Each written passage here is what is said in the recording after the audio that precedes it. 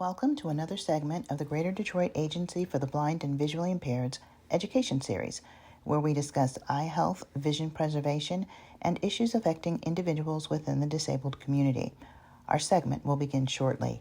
Please remember that the information shared in this presentation is meant for educational purposes only. It is not to be construed as medical advice. Please consult your healthcare professional for guidance regarding your own medical care. Good afternoon, everyone. I want to thank people for joining us on our video today. We're going to be talking about the holiday blues, and we're joined today by Alma Farrell, who is going to bring her expertise to the subject matter. For those of you who haven't joined us in one of these sessions before, my name is Stephanie Worth. I'm the Executive Director of the Greater Detroit Agency for the Blind and Visually Impaired. I'm going to allow Alma to introduce herself now. Good afternoon. My name is Alma Farrell, and I'm here just to give you a little bit of information on meeting the holiday blues. I am a limited licensed counselor with the state of Michigan. I hold a master's degree in community counseling. I've had more than 20 years of experience in community mental health that I currently I can't let it go. So I'm currently doing reduced hours at a community mental health agency. Well, we appreciate the fact that you can't let it go, and we're glad you're here with us today. So let me get started with a basic question. When people talk about the holiday blues, what are we talking about specifically? We're talking about sadness. When the holiday flows around, it gets to be a pretty sad time for individuals who don't have what they need, don't have who they need, don't have access to what they need, and they don't have the people and support in their lives that they need, which causes a lot of sadness. Around the holiday times, it's not quite like it used to be for so many people. And because so many of us, I will say, more blessed than others with the things that we need. We have everything we need, everything we want, the children, the family, and all of those things. But you have people who are out there who don't have children, who don't have family support, who don't have financial needs, and it becomes a pretty sad and depressing time for them. And there are things that we can do to beat those feelings. So get rid of those feelings, move them to the side, at least to get us through the holiday. So what is it about the holidays in particular that may either exacerbate or maybe bring on for the first time these blues for people? Loss of family members who are no longer in their lives, whether it's their children, their parents, their spouses. It brings about loneliness, a lot of loneliness. Other things is financial needs. Employment is really, really bad right now. So financial hardship is another thing that brings those blues. You have people who have children and they're just barely meeting financial basic needs for food, clothing, and shelter. And then here we are faced with the holiday. And there's every commercial on the TV that those children want things, and their friends want things, and they gotta have what everybody else have, and we want them to have that. We want them to have just what every other child had. A lot of times we think about what holidays were for us and what it was like for us, and we want those same things for our children. And many times they're just not there. So so when we talk about blues, are we talking about depression, anxiety? Is this a separate type of sadness? Does this, sadness, I imagine it doesn't just suddenly start at the holidays, or can it suddenly start at the holidays? Well, when you talk about the sadness, we have what's called seasonal SADS, season affect disorder. A long time ago, they called it winter blues. because winter time, the days are longer, they're darker. Just a lot of sadness during that time. And a lot of people were depressed and they didn't realize that they were having symptoms of depression. So it's the weather, a combination of the weather. When you talk about sad, it's a combination of the weather, as I said, with the days are longer and darker, there's not as much sunlight that has a lot to do with that. And then there's the biological clock in us that changes. And that starts in the fall, as the days in the fall becomes darker. It seems like the days are much shorter than what it used to be for us. And it is shorter. So there's not as much sunlight. Um, then our brain chemistry, the imbalance there. So there's a lot of things that's encompassed there. A lack of vitamin D and all of those different things. So it causes negative thoughts, and people often during that time of the year they experience stress, anxiety, and negative thoughts based on the fact they're depressed. They're simply depressed.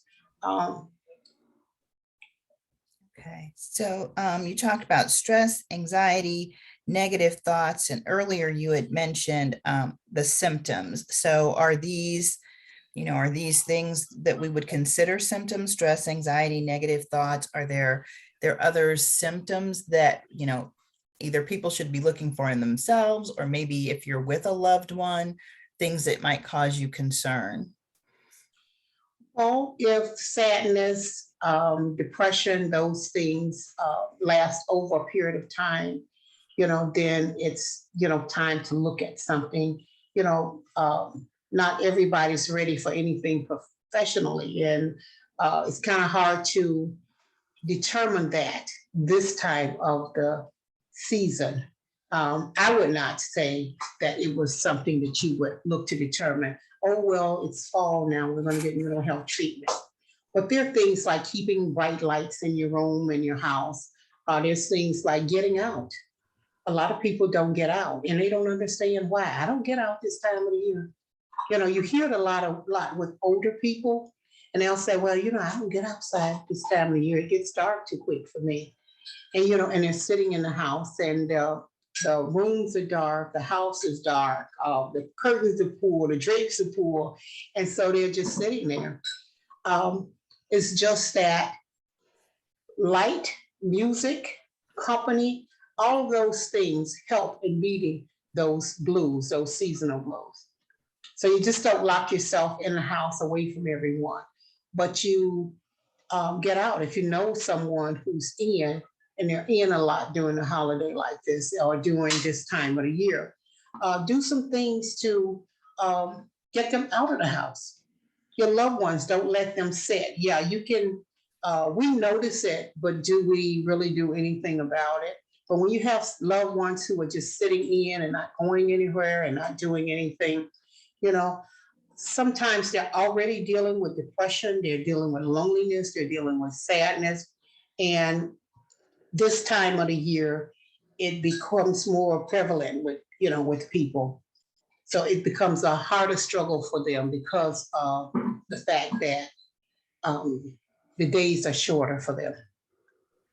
It's interesting that you mentioned the piece about light because, I've sometimes wondered myself, I'm one of those people, I get up every morning, I open all the blinds in the house, I pull back all the curtains. Sounds like me. I'm originally from St. Louis, which is a little similar in weather to Michigan, but Michigan's winter just lasts longer than it does when you're a little closer to the south. And I use daylight light bulbs in the lamps in my house because Okay. I have warm color paint.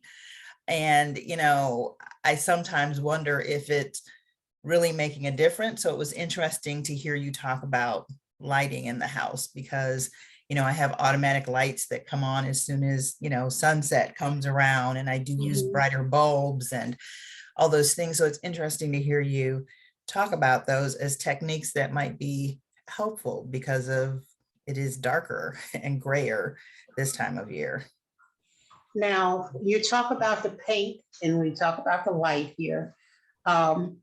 It plays a very important part there when it comes to seasonal affect disorder or when it comes to your mood, period.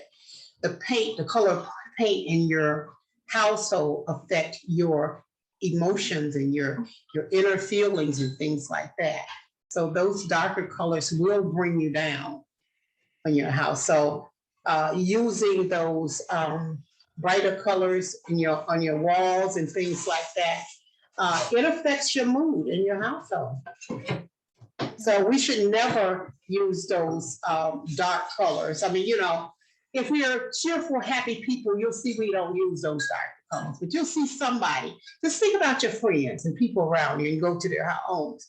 And they have all of those dark colors on the wall. And sometimes you see that they have the blinds pulled and all of that. And a person like me, I'm pretty much like you explain yourself as being, I get up in the morning and it seems like when that sunlight peeks through the window, I'm ready to go. I am ready to go. It gets me in the mood to go. But you have people who don't open the blinds. They have the dark colors there and they just don't open the blind, and it affects how you feel. And when it comes to seasonal affect disorder, there's a light that people can use in order to help to change that mood and give them a little bit more energy. But I'd simply say to anybody, use more light in your house. I look at, I'm with my daughter actually today, kind of sitting with her. And I was going to work in her room. And I said to her, where's your light? And she said to me, she said, well, these places now that they're building, they don't have lights in the rooms. Or they have one little light in the room. And I had to think about that. If you're in a place like that, in order to, you need light in order to become energized. Everything grows with light. Things grow in the daytime, they don't grow at night. So think about when, your plants, you don't sit them in a dark room, right? You sit them next to the window in order for those flowers and those plants to blossom and grow. Well, we're pretty much the same thing. We need the sun, we need the light in order to blossom and grow as well. So getting out into the sunlight as much as you can, getting out during the day as much as you can, increasing your lights, because now when they build homes, they'll tell you what kind of wattage of lights you should have in your house. There's times that you need to increase that lighting. When you're seeing that, you're finding yourself that you're kind of down with the weather, and all of us, I think, goes through that mood where we're just a little bit down. Even when you're feeling just a little bit down, if you turn on the lights in that room, it changes everything. So I tell most people to increase their wattages in their lights in their home and just add more lights, put more lamps and things like that in your room so that you're not in that dark place. Because when you're in that dark place like that, it affects you mentally too. Because sometimes it put people in that dark place in their life as well. So we talk about light and seeing light and knowing light is there. So we work with a population that has low vision or no vision at all. And so, I have read that you should tell people that the lights in the room are on because they simply would want to know whether or not the lights in the room are on. So you also mentioned the biological and kind of chemical effects of light and being in sunlight. So, I'm wondering if there might be an assumption by some people that if they themselves or a loved one is visually impaired, that maybe this light thing isn't important, right? And so from what I'm hearing from you, that's not a correct way that people should be viewing the importance of light. If a person is in the dark and you're saying to them all the time, well, it's dark in here, there's no light in here, how do you think it'll make them feel? So sometimes what we don't know won't hurt us.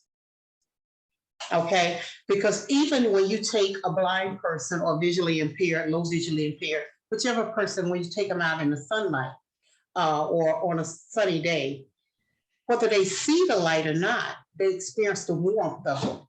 So everybody want to feel warm. You know, it's like I can imagine it being like a hug to them because it's like a hug to me. I can, I have vision. And when I get out in the sun, it's just like a big hug to me. I can just hug myself because it's bright, it's sunny, and it makes you feel good. And so to take a person out, and sometimes we're negative in the things that we say. Oh, it's a gloomy day today. I take someone out, they're visually impaired, they're excited about getting out in the light in the day because for them, every day is dark. Every night, it's like being out at night all the time. So our focus shouldn't be on what it looks like out there, only the beauty part of what it looks like, but not all the worst of it. But there are some of us is, oh, this is just such a gloomy day today. Some of us are glad for that gloomy day. It's just another day for us. And we're glad to see another day of life. But when we're negative about that, as being people who are visually sound, I would say, without those impairments, to just, to me, is a negative when you're going to focus on things like that. Focus on the feeling of being out. Because everybody, I can't see where a person who's visually impaired would not feel good feeling the wind in their face, or feel the air that's just blowing through the hair, or feeling a little bit, because there are people that have low vision, and just to see some kind of light. I have a daughter that's visually impaired, and she was always saying, I like the fact that I see some light. I would not want to not be able to see any light at all. So you have people who are grateful to the little light that they see. And that's a big thing. And I think it should be a big thing to each and every one of us too. And how we handle, we have to just be careful how we handle people and things in situations like that. And there are people who are just always negative. So in working with those who are visually impaired or with low vision, it's best that we focus on the positive things of it, because we have our vision. We know what we see. I describe when I go out with my daughter, I tell her what's around me, what's changed. And because she hasn't always been without sight.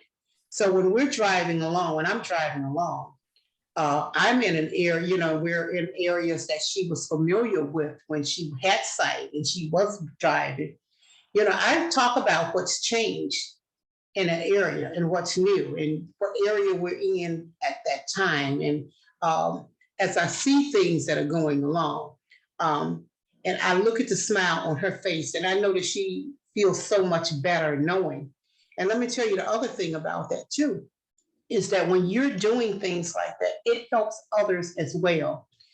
Because when her children were younger, my sister would pick the kids up from school and things like that.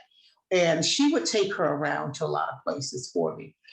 And when she would do that, my sister don't hardly know her way from her house to the next person's house. And she get lost in a minute. But my daughter would tell her which way to go.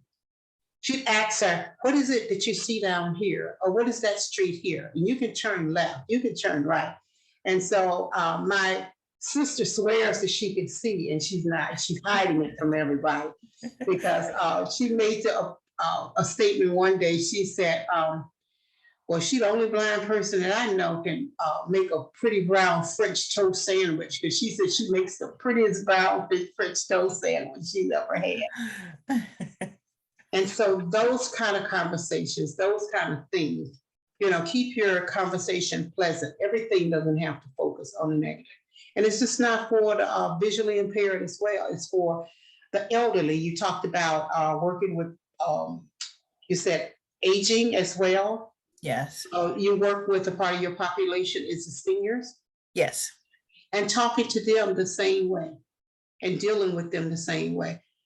You don't have to deal with people based on their age or their disability, but deal with them as people.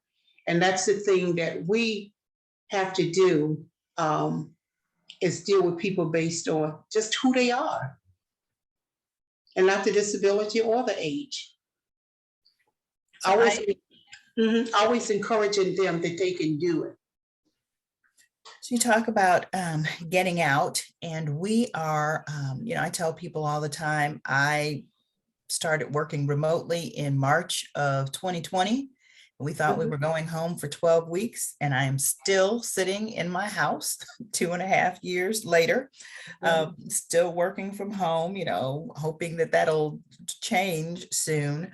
But for people, I know people, in my house, I have someone with a chronic health condition. And I know that for much of the past 2.5 years, there has been a fear kind of going out, being among people, being outside, right? So, maybe, does any of this, holiday blues that people may be experiencing, you know, increased by the pandemic that we are currently living in? And, maybe what are some of the ways that people can start to gain comfort in going outside again in this COVID world that we live in? Okay. Well, I too worked out and we went home and I thought we'd never go back in. And I'm one of those people who I cannot stand working at home. I go into the office 2 days a week. I'm required to go in 2 days a week, and the other 2 days I work from home.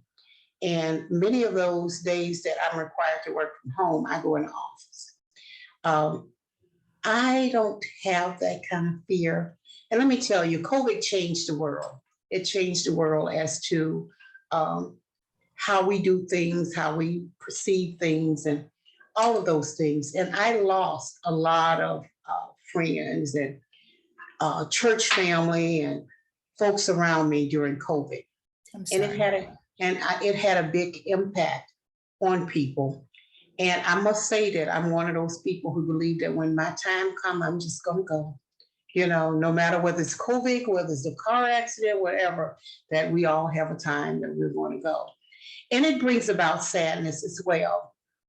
But it's just a little joke. I remember one of the little singers that in the building where I worked, and she said, "Everybody want to go to heaven, but don't nobody want to die." And she was saying all the time. But COVID has changed a lot, and it's changed our world. It's turned our world upside down because substance abuse is on the rise, suicide is on the rise. So it has affected us a lot. And so I always encourage community organizations, community leaders, us as individuals to adopt families out there, adopt children out there so that we can provide that support to help people to get out because people are afraid to get out. And I can imagine those who are visually impaired being afraid to get out because they don't know if people are masked up, if they're wearing masks. They're touching things that they can't see what they're touching. But I encourage family and loved ones to take them out because there's so much that they can do. They can volunteer somewhere, contact an organization who is working inside because there's still some places who are working inside, who are going into the office. Uh, Daycare centers. There's things that the visually, I'm always trying to be creative in my mind as to what somebody else can do. Okay. And so, but there are programs and there are things who are in need of services that you can do and you can do safely. There's an organization who provides clothing and they have a clothing closet for children, foster care children. Those are things that you can do to get out and make a difference sometimes when you're doing something where you feel like you're helping someone else and making a difference, it makes you feel so much better. But even for the visually impaired, those who have a dog, they can visit daycare centers, take their dogs in, or schools. Um, those who know Braille, they can read a story to a child in Braille, and let the children touch, the Braille. And for them, children picture read before they start. And when you talk about children in daycare centers, children picture read before they start to actually read books and words and things like that. And many of those who are visually impaired, they know stories. They may not be able to see it, but they know stories, and they can sit there and the children can picture read as they go through those books and tell them what's going on in the books and in the story. So there's so much that you can do. But fear, I think, has gripped all of us, and we're just not going out like we used to. Going out to the mall, this time of the year is going to begin a little bit crowded, begin to be a little crowded. But the thing about it is that when you see someone at the mall, what do? That's blind, someone with a cane. You move out of the way, right? Mm-hmm. And so those people are just as safe as anybody out there at the mall, because people tend to move out of the way when they see those who are disabled, persons in a wheelchair. Everybody's not evil, Sometimes right. People think, well, I go out there and somebody take my cane. Well, that doesn't, happen. You know that. I mean, in some situations where it's a rarity where someone's going to really assault somebody who's handicapped. And I know it does happen. So I do live in the real world here. But to get out to the mall, just to walk around and listen and hear the Christmas music playing throughout the mall, to smell the cookies baking in the mall and things like that, because many of your senses are heightened, when you have some type of impairment in one area. So getting out, just to walk around in the mall, just to smell the cookies, to hear the music and things like that. And I know that we have some people, the east side and west side and all these different things, and as far as where we would go. But Eastern Market is a lovely place to go almost any time of the year, because they have the flowers in the spring, they have the trees in the winter, and there's nothing like the fresh smell of the pine trees that they have out selling. Then you have there's a little restaurant that you can almost eat, you can eat there, and it's not that expensive. Grab a little breakfast. Then you have Bert's Warehouse there. On the outside, I don't know if you've ever been down there, but they have music that's playing. They have people out there doing karaoke, and sometimes they have a little band out there. And so there's all kinds of things that people can do where they're not just stuck in the house. Those are wonderful ideas. And, we cover 7 counties across Southeast Michigan. And in my head, as you're speaking, I'm thinking, okay, well, if you're not close to Eastern Market, there are similar markets all throughout Southeast Michigan where people can go, especially this time of year, as you talk about the sights of autumn and the smells and the other sensory experiences that people can be having. They happen throughout Southeast Michigan.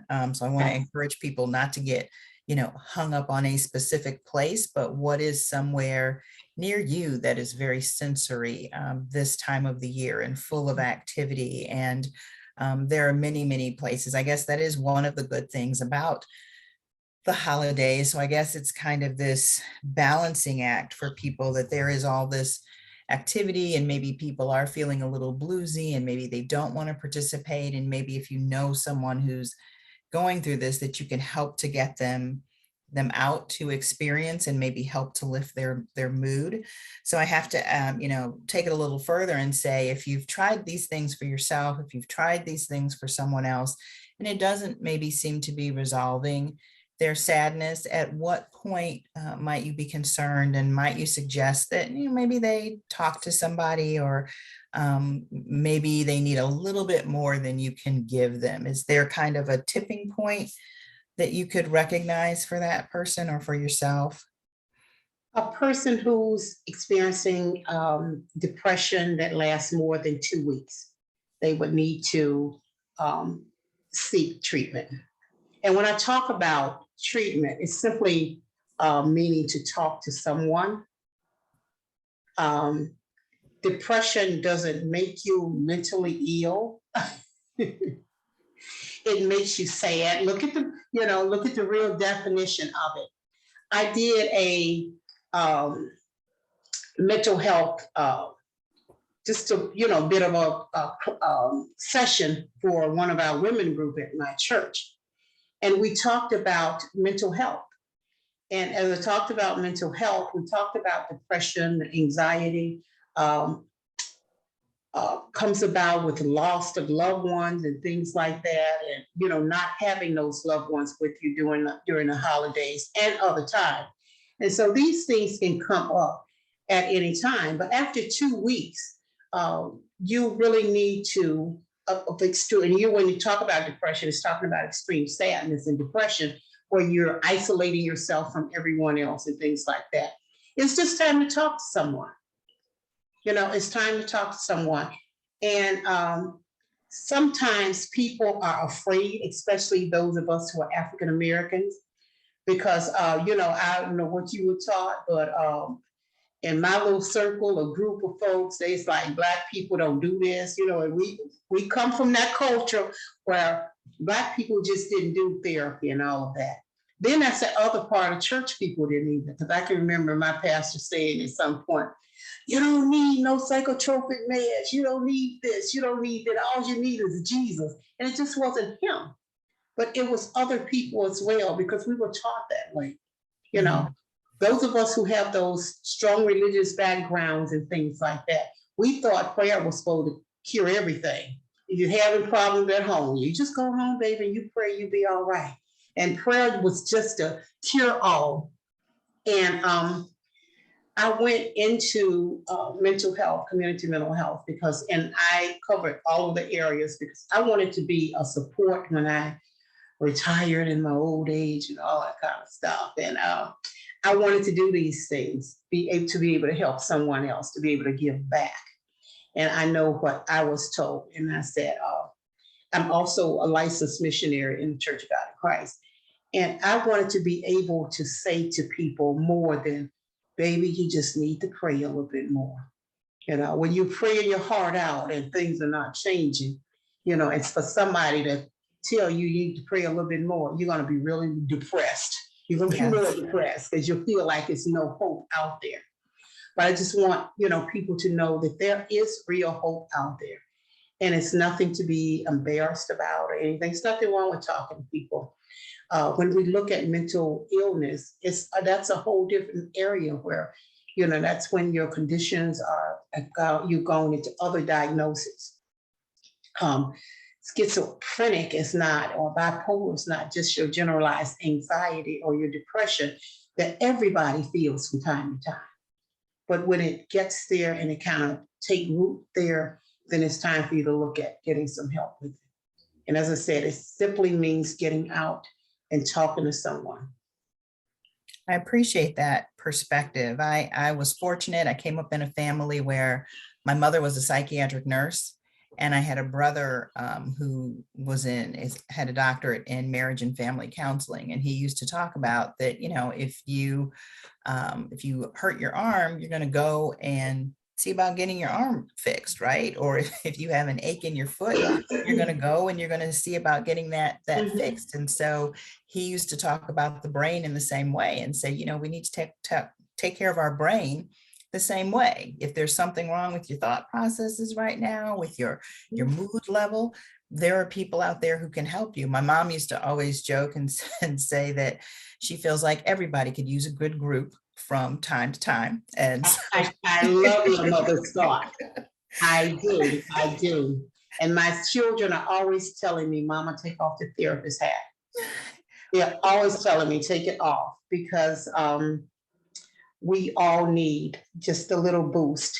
And no one, I covered the whole area while I was in grad school, the substance abuse therapist, the marriage and family, children and family. I did the whole gambit of it was because, you need it in all areas. And I decided to do that when I worked with children and families for the first years of my life and basically with children.